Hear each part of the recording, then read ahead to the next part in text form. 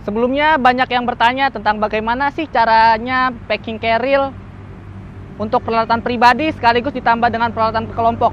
Dan semua barang itu bisa secara efisien masuk dalam carrier. Yang pertama saya menggunakan carrier Osprey kapasitas 50 liter sleeping bag. Kita taruh paling bawah karena sleeping bag ini adalah peralatan yang paling terakhir digunakan, yaitu pada saat di lokasi camp. Pakaian ganti. Pakaian ganti ini saya taruh paling bawah.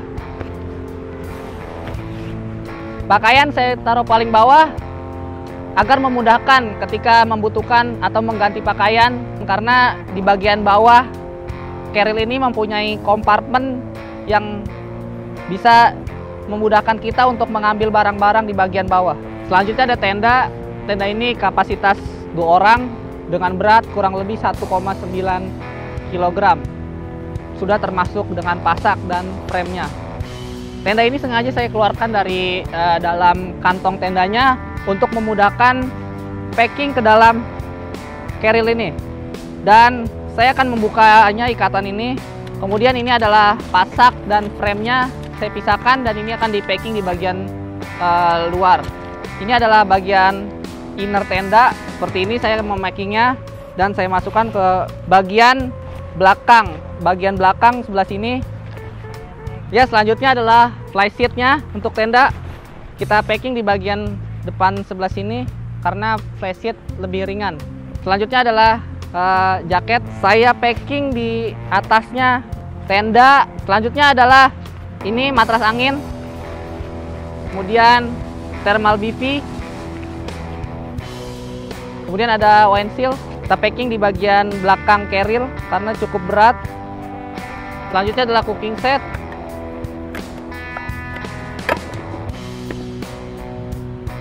Cooking set dan kompor. Kita masukkan dulu ke dalam kantongnya.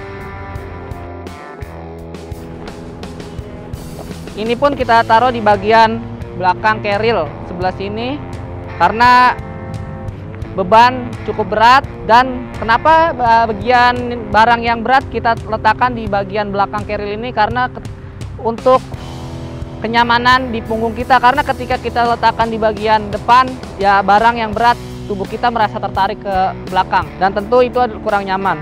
Kemudian ada gas butan, kemudian handuk di bagian depan juga karena ringan, tas lipat, sarung tangan, kupluk, bantal. Selanjutnya adalah gaiter, kemudian lampu tenda dan lampu flashlight. Setelah itu tempat telur atau hack holder, kemudian ada skop, kemudian ada sendok atau peralatan makan. Kita taruh di bagian belakang.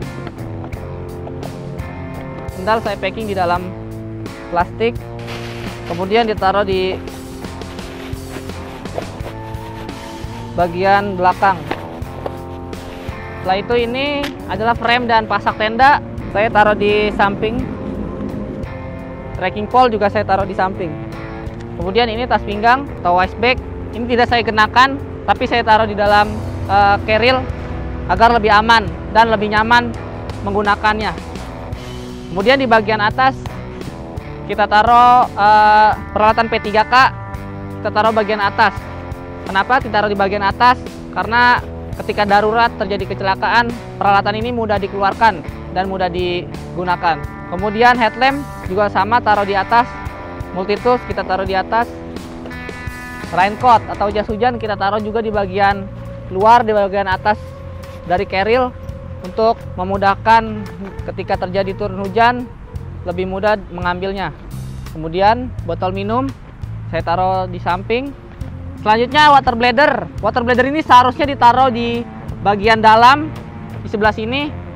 Namun saya biasanya menggunakannya di bagian luar, yaitu di sebelah sini, untuk memudahkan saya mengambil air dan memudahkannya melepas dan memasangnya kembali. Dan ini ada rain cover. Rain cover ini saya gunakan saat cuaca hujan ataupun tidak hujan untuk melindungi carrier dari debu ataupun air hujan. Kemudian ini ada korek api, power bank, dan handphone. Ini saya taruh di bagian atas. Seharusnya ketiga barang ini dilapisi lagi dengan plastik ataupun waterproof case untuk melindunginya dari air atau basah. Ya, sudah semua, sekarang saatnya menutup carrier. Pastikan bagian belt untuk mengkompresi bentuk carrier ini terpasang dan terikat dengan baik. Ya, inilah barang-barang yang sudah terpacking dalam carrier, barang-barang peralatan pribadi dan peralatan kelompok. Di sini masih ada space yang cukup banyak untuk logistik atau makanan yang posisinya ditaruh berada di bawah alat masak ataupun di atasnya dan diletakkan di bagian belakang karena logistik biasanya cukup banyak atau cukup berat, ya disesuaikan dengan lamanya perjalanan. Ya, itulah cara packing peralatan pribadi dan peralatan kelompok. Ya, support terus Alamisme, karena support yang kalian berikan adalah semangat bagi kami untuk terus berbagi. Dengan cara like, comment, share, and subscribe Alamisme on YouTube. Dan jangan lupa follow terus akun kami Instagram dan Twitter @alamisme_id dan juga Facebook Alamisme. Cintai alammu seperti mencintai dirimu sendiri. Salamisme.